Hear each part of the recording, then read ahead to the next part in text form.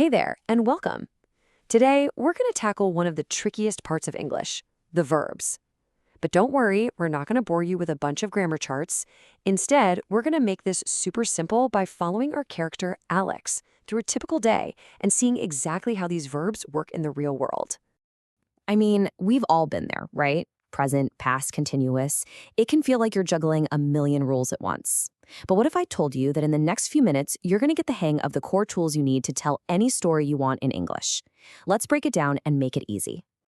So let's start with the absolute basics. First, let me introduce you to Alex.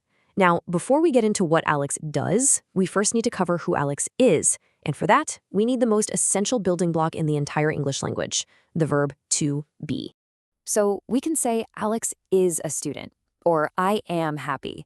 But here's the thing you'll notice in everyday conversation. Native speakers almost never say I am. Instead, we use a shortcut, a contraction, and say I'm.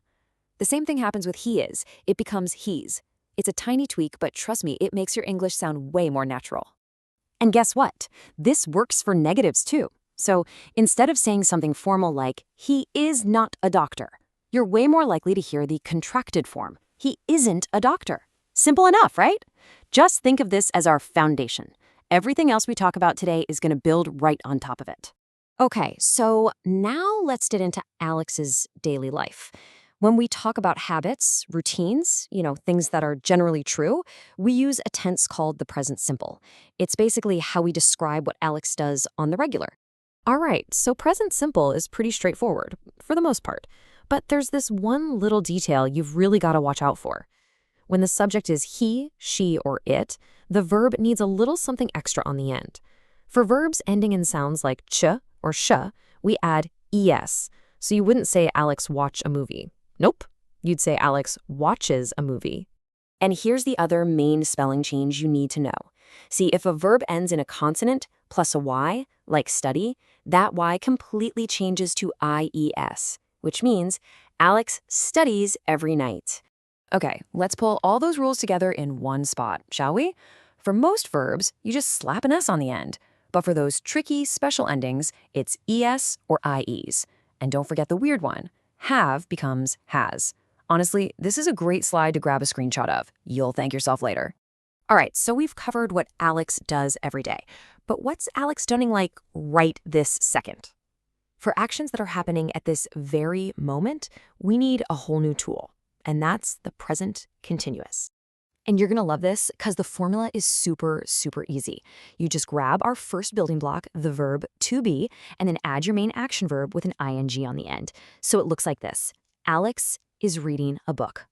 Making that ing form is also incredibly simple. For most verbs, just add ing. Done. If a verb ends with an e, like dance, you just drop that e before you add the ing. And for those short verbs like swim, you'll double that last letter. That's it. Pretty easy, right? Okay, quick recap. We know who Alex is, we know what Alex does every day, and we know what Alex is doing right now. But what about yesterday? To talk about actions that are completely finished, we need to pull out our next tool, the past simple tense. So the key thing to remember here is that this tense is all about completed actions. If you can say when it happened, like yesterday, last week, at 8 p.m., or if you're telling a story in order, this happened, then this happened, past simple is going to be your best friend. Now, for a lot of verbs, making the past tense is totally predictable. We call these the rule followers, or just regular verbs. All you do is add ed to the end. So walk becomes walked, play becomes played. See? Simple. But, of course, English just loves to keep us on our toes, doesn't it? Not every verb plays by the rules. It's time to meet the rebels of the grammar world. And these, my friends, are the irregular verbs. They totally ignore that ed pattern. Go turns into went, eat becomes ate, see is saw. Look, there's no secret code for these. They're just a set you kinda have to memorize. And this list right here, these are some of the most common ones you'll run into. All right, you've just learned the 4 core tenses you need to tell Alex's story. So, how about a quick quiz to put all that new knowledge to the test? You ready? Let's do it. Okay, first up, she, my teacher. What do you think goes in the blank? And the correct answer is. She is my teacher. We're just using the verb to be to say who she is. All right, next one. They soccer every day. The answer is play. That phrase every day is a huge clue that this is a routine, so we need present simple. And because the subject is they and not he, she, or it, the verb doesn't need that S on the end. Okay, what about this one? I am now.